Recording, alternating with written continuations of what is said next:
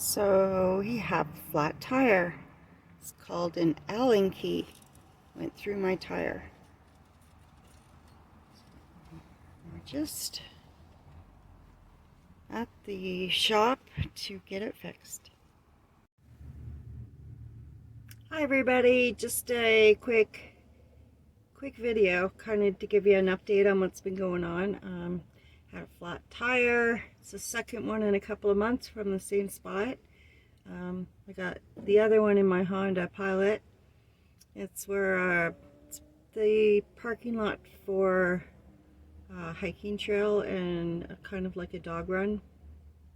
A lot of people go there, so I'm really kind of surprised. The other time it was just a slow leak, but I did hear it pop, like that little pop kind of sound, and I get out, but I did see my tire pressure was going down, so I don't know what I ran over there, but this time it was an Allen key. And the way that it looked when I went up to it, when I came back from my hike, I could hear this hissing. I'm like, oh no, what is that? I thought it was coming from in my engine, and the closer I got, I realized it was coming from my tire. And you know those juice straws that you get that are they angle at the top and they're just small. Well, I thought, what the heck? It looks like a juice straw in my tire, and I'm thinking, how could a juice straw pop my tire? But it was an Allen key. It was just the way the sun was hitting it. So I got that fixed, and that was kind of an ordeal because it was later on in the evening when I went for my walk, and I ended up not being able to get to my jack in the back. Anything I could get to my tire, and that was it, my spare tire. And because of that box that was back there, and it was pressing up against the bench seat, and I can't open up the back doors because the handle is broken on the outside, and there's no handles on the inside in these vehicles. So there are windows that open, so I guess that's your escape route if you have an emergency. But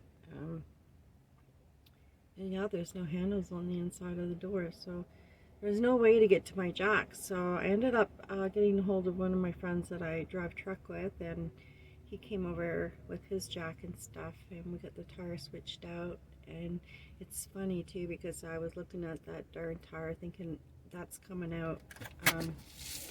I am definitely going to be taking that tire out and putting it in storage until I get the build done, because it's just in the way.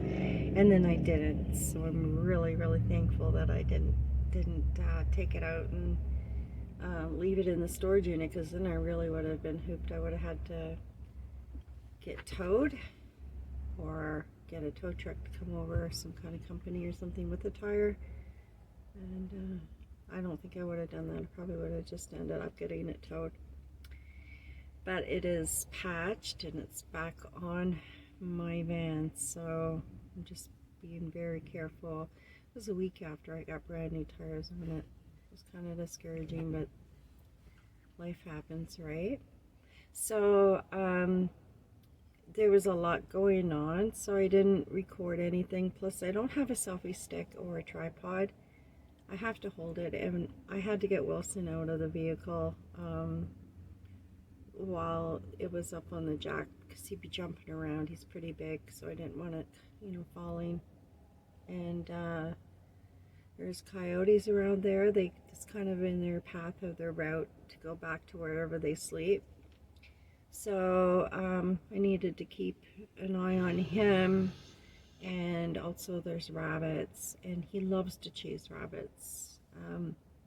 That's how I got my wrist really broken badly. It was literally hanging, and broken shoulder and a concussion from him in the bush chasing a rabbit. So yeah, now I have a gentle lead on him, but I need two hands because he's pretty strong. He is somewhat trained. He was at another home before I got him. He was still a puppy, but so I'm really not sure what happened. He gets extremely on guard when he's in the van with me, and I think that's the Great Pyrenees in him. He's a sweetheart though, and Great Pyrenees are really good dogs, but they do have a tendency to be a little bit more protective, and they do bark a lot. So that's definitely Wilson. But then his sweet side, well, Great Pyrenees are sweet too, but I think his really sweet, soft side comes from his Burmese Mountain part in him.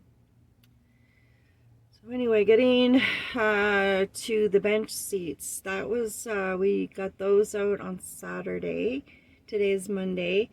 So that was fun because we had to shuffle everything inside the van away from the bench seat, get the first bench seat out, and then we had to take that wooden box apart because when you're taking the bench seats out, the levers lift up, and then you can tilt the front of the bench seat back a bit, and then you need to slide the back of the bench seat out of the bracket, and then you can kind of lift it out of that slot that they're hooked into. But we couldn't slip the second row bench seat back because the wooden box was jammed up against it. That's how they made it.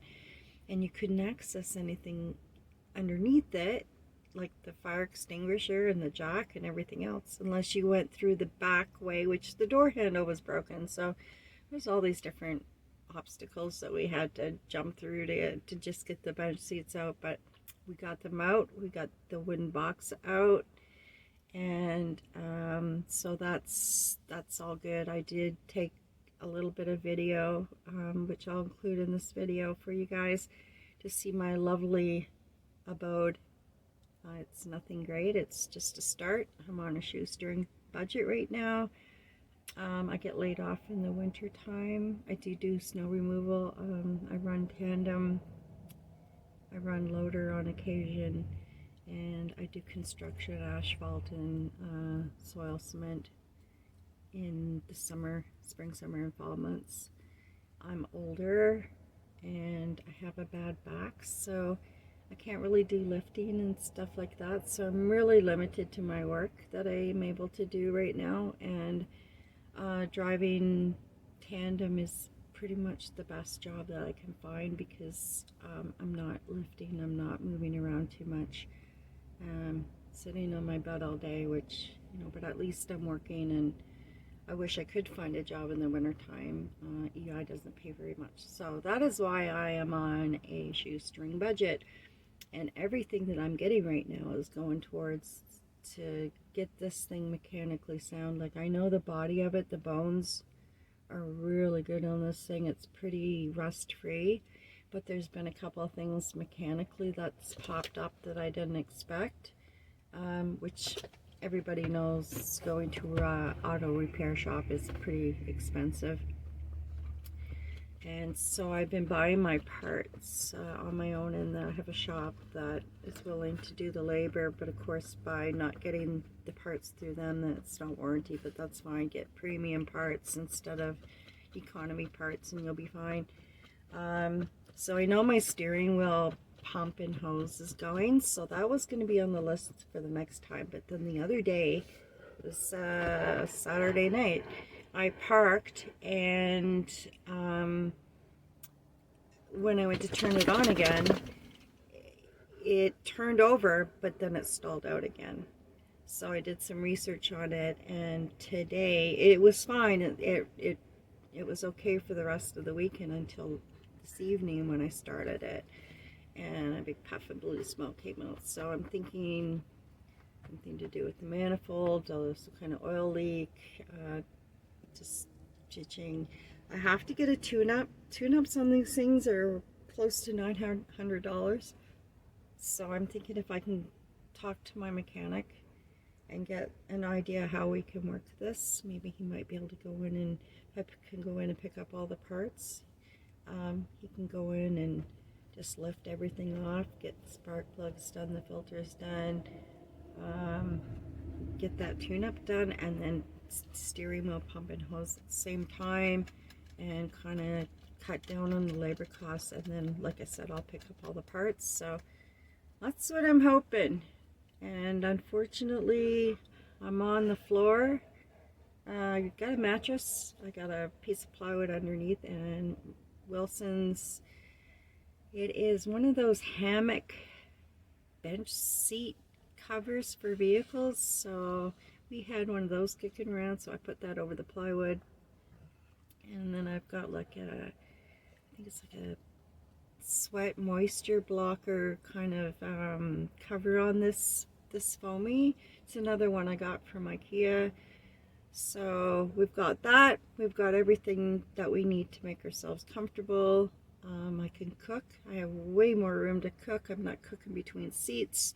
In the Honda Pilot, I couldn't even cook. I couldn't even have a heater in there. So, like, this is luxury to us right now, which is totally fine. I could be living in an apartment building in comfort, but I wouldn't be able to have my dog. I cannot afford, especially in the wintertime, to have a dog and only one income coming in. I'm pretty strapped. I mean, I could do it if I was working, you know, year round, but I'm not. And then, like I said, I'm getting older, so this is the option that I picked. I have lived in my truck and camper for a year. I liked it, so it was what I wanted to do anyway, so it's not like I'm forced into doing this. So yeah, I have a patchwork reflectics up in the back. I also took a video of that. I think that's what I'm going to title my video because I think they look really funny. They're all the reflectics that I sewed up for my Honda Pilot. Two of them, only two of the front windows did I get the black material on both sides. So, and of course they really don't fit anywhere. So I have them on the floor, covering some of the carpet, and I have the rubber mats and some rubber runners that I put down. I'm just, I don't know, OCD or kind of a, what do you call it, pet peeve. I don't like being around fabric that's dirty at all, like carpets or anything like that. That's one reason why I bought this vehicle, because it was so clean inside. But I mean, it is 35 years old, and I did wake up the other morning with my face jammed into the tire cover, which is carpet, because Wilson wanted to hog the bed. But so I woke up and I was like, that's really gross. But that's okay. But I just wanted to touch base with everybody. I will be trying to build out the top part, scrounge up enough money to build up the top part, frame it out and stay in it probably, and then I want to make some window coverings, because I find that with all these windows in here, that is the number one thing that I want to get done, is have some privacy back there. And I have one window open, but it's on the passenger side, so wherever we're parking, we usually park out away from people and busy areas, so we always usually have a view, which is kind of nice because it opens up for him too, and then it doesn't feel so crowded in here. And in between is hike in the morning, and we've kind of not been going to the dog park as much, so I've been walking him 3 times a day instead.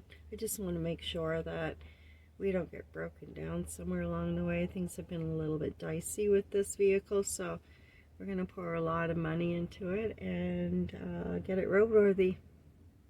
But I couldn't spend my money anywhere that I'd rather spend it on than the van, so it is what it is. It's going to cost me, but for peace of mind, right? And then we can start on the aesthetic part of it. But anyway, most important thing on this video that I want to mention is thanks for all the new subscribers. I really appreciate you coming by and subscribing and checking out the channel. I hope you'll stay with me and stay with me on this journey. It will not be fluffy. It will be pretty down to earth. I'm older, so I'm not a young pretty girl out there that's going to be showing you all kinds of wonderful things. I do know how to really cook well, and I have lots of recipes. I have lots of other things that I'm sure you'll be entertained by. Also, this is not a really nice, posh, big van. It's down to earth. It's old, it's gonna need work, but if you want down to earth basics in a channel, you'll get it here, and you'll probably find out what can go wrong, and this channel will probably really prepare you if you're planning on doing your own build and getting out there as a nomad, because you can't get any more basic than what I've got right now. Well, I guess you can, but I am sitting a lot because I am not driving around, because my vehicle will break down eventually. So I'm scraping up money to get it fixed bit by bit. And it's a lot of, that takes a lot out of a person as far as commitment. You have to be committed. So if you have to do something, you're gonna end up having to do it. So you have to prepare for it. Unfortunately, I don't have a lot of extra money. I did have savings for the winter, which ended up going on an emergency situation. Of course, isn't that always the way, right? When you save up money and you plan for something, and then something else happens, and then it's going, right? But that's life, and I think I can really offer a lot. Wilson's a pretty funny guy, so he brings a lot to the table. But yeah, I hope you'll join me. But most important, I want to thank Bruce for giving everybody a plug on my channel. Thank you, Bruce, so very much for mentioning me and suggesting that people could come over here and check out the channel so I could get more subscribers. I've been plugging away at the videos, and it's a learning curve. I don't have any equipment. I don't have a selfie stick, a tripod. I don't have any idea how to edit. This is my first edited video. If it works, you'll see it. If it doesn't, you won't be seeing it. So it's all a learning curve. It's all from the ground up, literally from the ground up with pennies. So that's what you'll be getting here. So I really do hope that you'll stick around. I want to thank Bruce for everything that he did, and the van life community. They do stick together, and I think the subscribers to the van life community are absolutely wonderful people. They're really down-to-earth people, and they're free thinkers, free-spirited people, and I'm just really hoping that I can build up my own community and get to know a lot of you at the same time. So have a wonderful evening. In Alberta, I think spring is hitting, so I hope it's hitting where you are and you're getting some nice, beautiful weather. And let's hope winter is behind us. And remember to be grateful your glass, your cup, whatever you have is half full, not half empty. Always think about what you do have in life. If you write down a list, you can find that you do have a lot. Sometimes people are going through times and they just think, I don't have anything. I just, life is just so tough. And there's lots going on right now. But if you write down a list of what you do have, you'll find that you do have a lot more than that you think you do. So I'll catch you in the next video, you guys. And thanks for subscribing, and you have a great night.